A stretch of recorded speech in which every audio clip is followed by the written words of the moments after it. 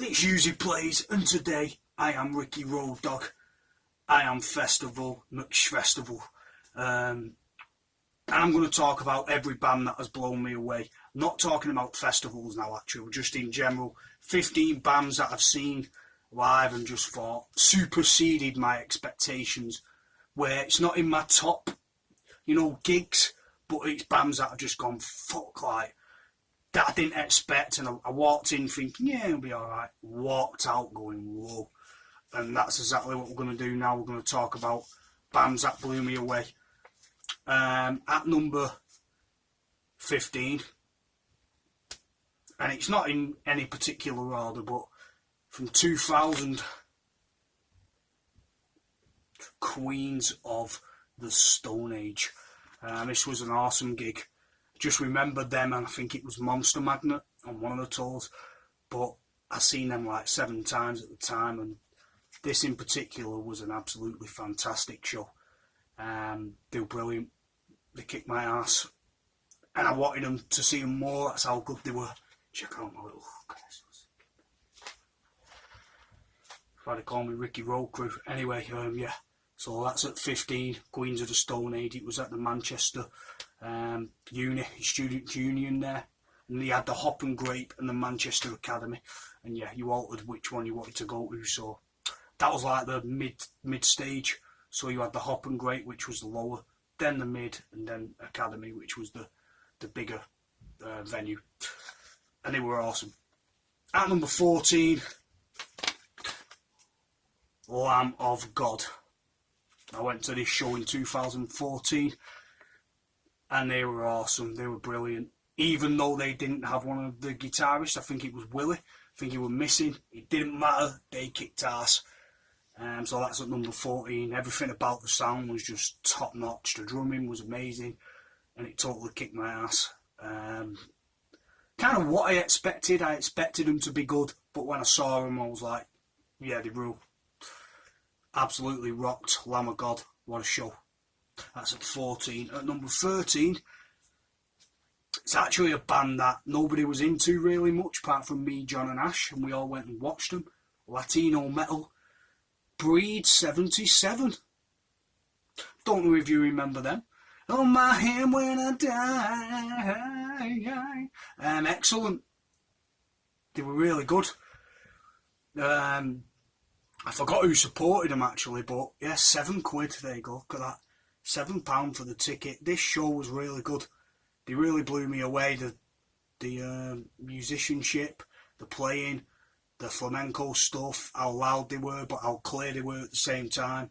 And the vocalist had this really Lane Staley voice live, and I wanted them to be good, but I didn't think they'd be as good as they were. They were fucking brilliant live. They really were good. So that's at number 13, Breed 77.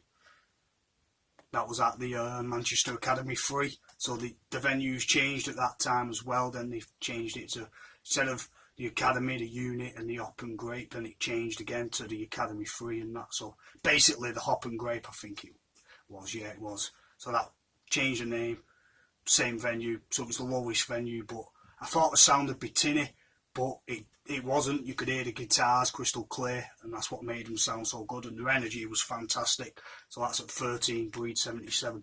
At number 12, from 1998, both bands were really good on this tour. At the Manchester Arena, yeah. Manic Street Preachers and Catatonia. What a show. This was brilliant. I held the ticket so I could do, yeah. This was a great show, guys. This was awesome. I actually saw him at Kendall Calling not long ago for free because I was on security and that. But yeah, it was cool. But not like this. This was when I first saw them. The sound was so polished. Catatonia were actually a really good support act. You know, you had the people flying the Welsh flag in effect. Me, Rog, Paul and Sean, I think we was right at the top. I don't know if Swaby went, but yeah, we was all at the top. You know, chinos of the 90s, yeah. But we couldn't get any good tickets, but we got, seat W8, yeah. Block 112. We were in the nosebleeds, but the sound was awesome, and that's all that mattered. It was a really good show, this. Not the best of all time, but surprisingly good. This was the first time I'd seen the Manics, and they were fucking brilliant. And then we saw them more times at festivals and that, so yeah, fantastic. What a show. That was at 12. At number 11, Rockstar Danko Jones. I don't know how many times we saw him live. Got posters and stuff and set list with Apartment 26, The Suffragettes and Electric Eel Shock at the Academy 3. This was just another one of Danko Jones's fantastic shows that when I first saw him, he blew me away, and this was another one where this was at the Academy and you were just like, fuck, not another fantastic, show from like Phil Lynott of the new era. Like, what a rock star. If you've not seen Danko Jones live, check him out. It's like the Rock and Phil Lynott mixed, and he's an absolute like ego, and I love it. And it's bluesy, and he plays like he's playing to like 1 million people, even though he's only playing to like about 5. Kicked ass. What a show. I expected him to kick ass, but it was still like always fun and that, and yeah, so that's at number 11. At number 10, Deftones. But the surprise in this was the support band. Taproot supported, and there was another band in the middle slot after Taproot. Just a little band called Linkin Park. Don't know if you've heard of them. Only the biggest new metal band of all time. 2001 at the Apollo. Yeah.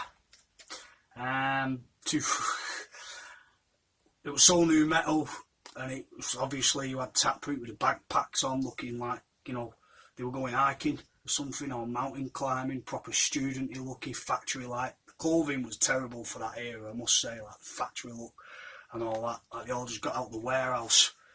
But yeah, it was crap. Abercrombie and Finch style as well. But whatever, what a show.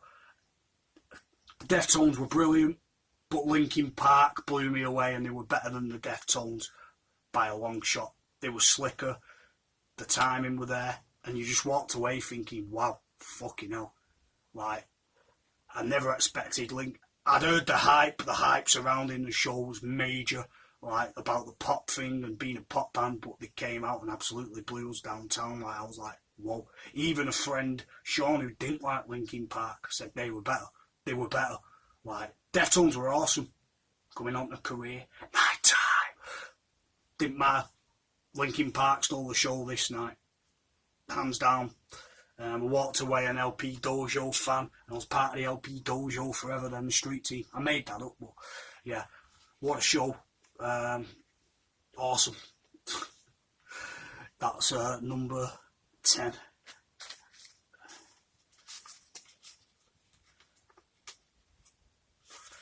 At number 9, Foo Fighters. This was actually a free ticket, courtesy of Frankie, friend of my brother's and friend of mates and that, and knew from college, and she couldn't go, so we got a ticket. I got a ticket, me, Rog, Paul, she had spares. MEN Arena, Foo Fighters, what a show. Standing. Look at that. What more do you want? Free. And all my life I've been searching for something. Da, da, da, da. Quality. What a show. Again, I think it was better because it was free, you're having your beer and it was like, "Whoa, here we go." You're rocking. I think the fact that it was free made it like even more awesome. But they were brilliant. This was right at the peak, just off the fucking One by One. That album. That album wasn't great, but the material they had just leading up to that, like you had Stacked Actors,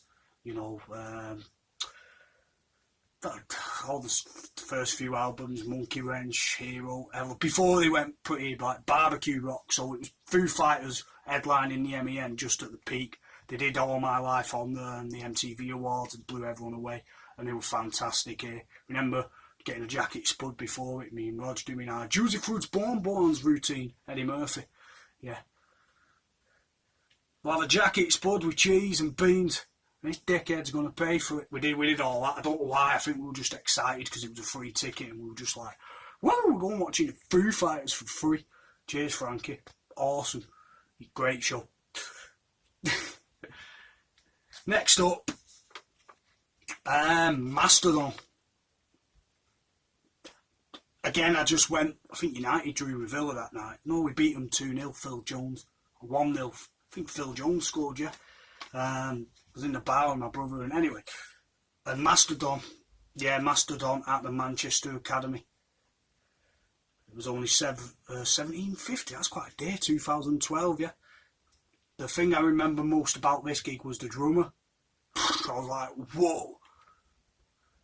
I love their albums, but I thought, yeah, I'll go, I'll just chill out.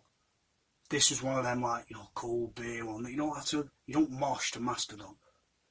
You just chill and zone. And that was exactly what it was. The drummer was so good. The guitar work, everything about him, it was just like, fucking hell, he's a good life. Yeah. This was just when they did that.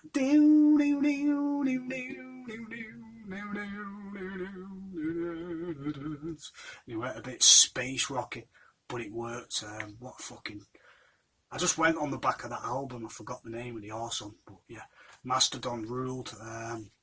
Great show.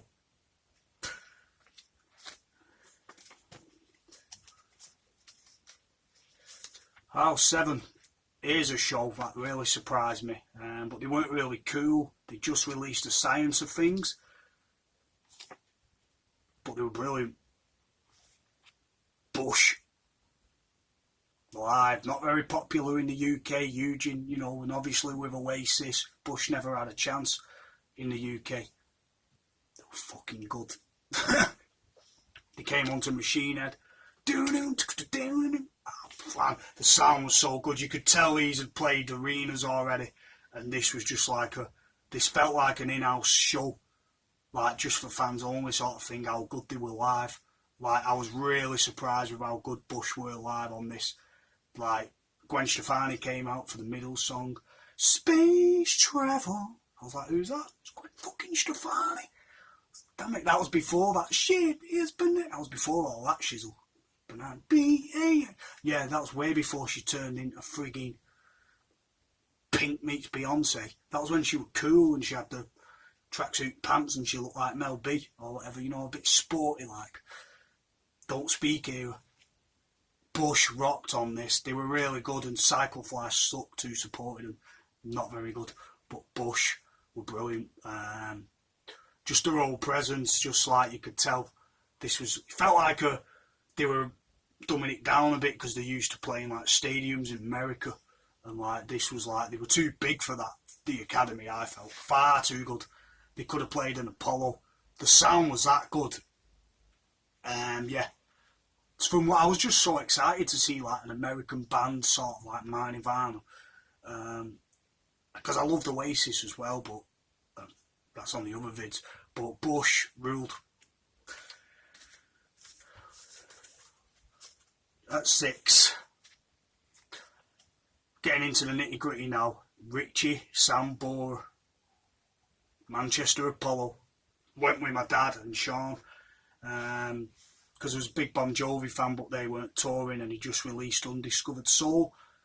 So I thought, let's go. This will be great. My dad got me a ticket, and I was like, this is going to be awesome. Richie Sambora at the Apollo. 24th of July 1998. It was in the stalls. I'm sure we were standing. That's what I don't get. Yeah, it's in the stalls, T26. Just a bit back, but on seats. They didn't have standing. It was just seats on the floor. And he had Aldo Nova, Richie Super, you know, all the shit hard band, all that shizzle, like real musicians, real core seasoned pros playing on bass. I think Richie Super, Aldo Nova, and I forgot the drummer. But yeah, it was a great show. I forgot who supported, to be honest. I don't think they had a support act, but so professional, so slick, so American. Even the roadies, I remember everyone going down in the Bon Jovi gear and seeing the roadies, like, you know, and I loved all that. The road dogs, the roadies, like doing the sound checks or really guitars, and they're all in American. And I was always like, whoa, like drawn to that for some reason. Like the whole, not just the concert, the whole before it and everything. I was just buzzed by like seeing an American act. Like they were brilliant. Voice, guitar playing. He was sublime. I was really blown away with how good he was. Played a few Bon Jovi songs, Living on a Prayer, and obviously, but Made in America was great. Didn't play enough off Strangers in This Town, but hey, it's one of those, you know. I wouldn't have minded, but I think he did play Stranger in This Town, but I don't think he played River of Love and anything like that, or Father Time. But what a show. Yeah, good memory. 1999. 98, sorry. It's right there. Hey. Next up, The Strokes. What was so good about this show, they did half an hour. It was at the Apollo. They did about, not half an hour, sorry, they did about an hour and a half. No encore. I don't even think they had a support act. Just came on, no frills. And the thing I remember most about this was how clear it was, and the bass was just sublime. There you go. See it there, The Strokes at the Apollo. I'd already seen him at Leeds, but to see him on a headline tour, yeah, 2002. Manchester Apollo, great gig. Oh man, 1, 2, 3, 4. Right, at number 4, went with Gaz. I remember going with Gaz to this, and you know, and you go in and you think, yeah, it'll be all right. No FX, better than I thought. I thought it'd just be a wall of noise, but the guitar was really crystal polished. Really nitro, like nitronic sound. He really knows how to play. These can play live, no effects. So I'm not saying it's better than the other shows, but it's just up there. It's just in any order, to be honest.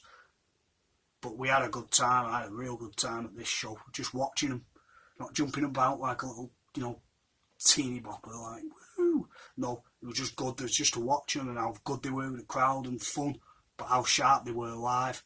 They were really crystal clear and high energised, and this was a good show. Surprising for me. I thought they'd just been there. They were brilliant. Okay, and the next 3, at number 3, Car Seat Headrest at the Albert Hall, and then we went and watched them. They were that good at this. We watched them at the Windmill in Liverpool. Unless it were the other way around. I think it was the Windmill before, actually, but didn't matter. These can play live. Car Seat Headrest. If you've never heard of them, check them out on Spotify. One Matter. I did a little One Matter chanting. Don't matter. Anyway, you had to be there. It was one of them, because One Matter scored for Juventus that night, 2-1. 2018 at the Albert Hall in Manchester. Brilliant. Really suited the sound. It's like sort of like watching a Weezer mixed with like a just a good band, like at the peak of the powers, and sort of felt like something special was happening. These can play. Really choral sound, good indie. Has an Eels Weezer vibe about it with the Strokes. What a band. And they have shades of the Smiths as well. They just got something about them, these, and I was like, Joe, my mate, absolutely loves them, and it was his band, so I went, and I was fucking blown away. Twice. I would watch him again. Which takes us to number 2 and 1. System of a Down. I don't know why I'm surprised with that, because I'd seen him at Leeds Festival. I went and saw him twice, I think, on the tours, because of this show. There you go.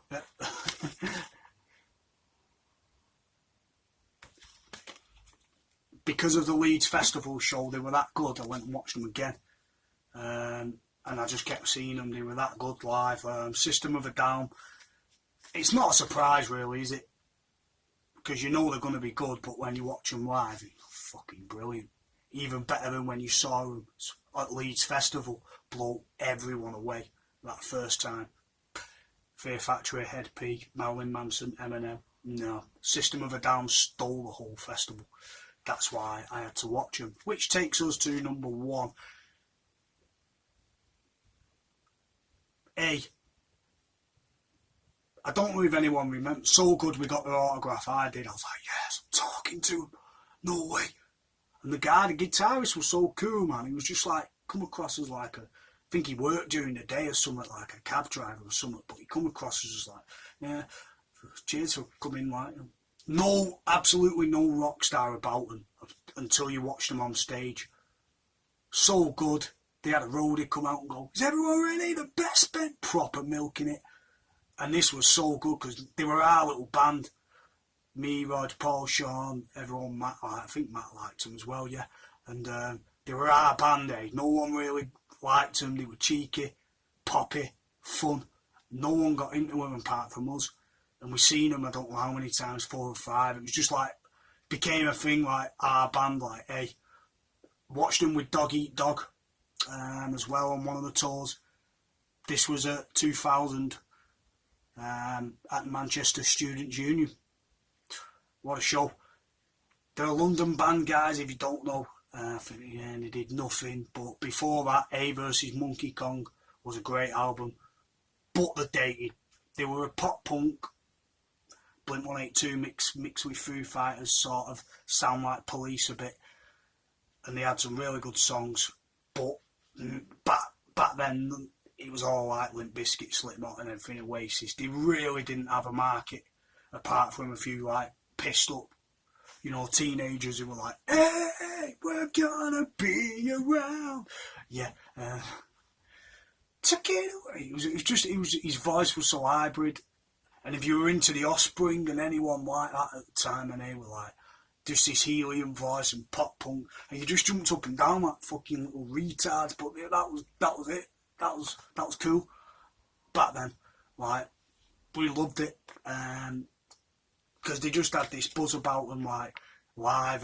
They were just like, when I heard this once before, you getting ready, and you just went mad, and it was just high energised. It was fun, and they played to that American market on Hi-Fi Sirius, which I will put under there. If you haven't heard of A,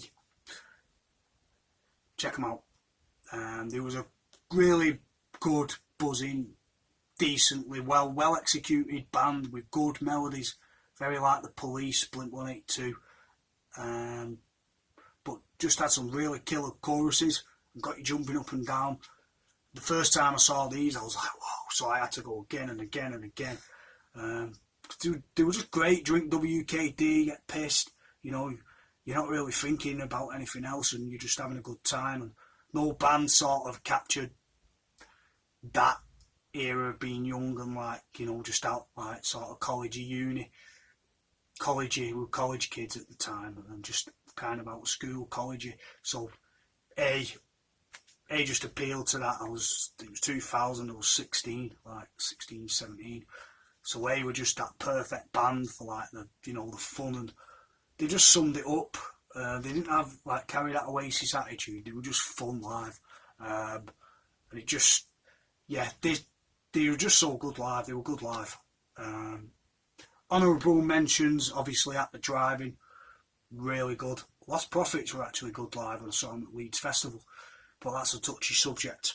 But anyway, A is number one of the like bands that you went, fuck, like, who you just didn't expect. It's not like the greatest band I've ever seen live, but you didn't expect anything else. You just saw some like Cockney geezers up there. One's got one of those visors on his head, and he's doing this little cheats. Anyway, I'm out. Tell me what you thought, guys, and put your list in there for me. Peace.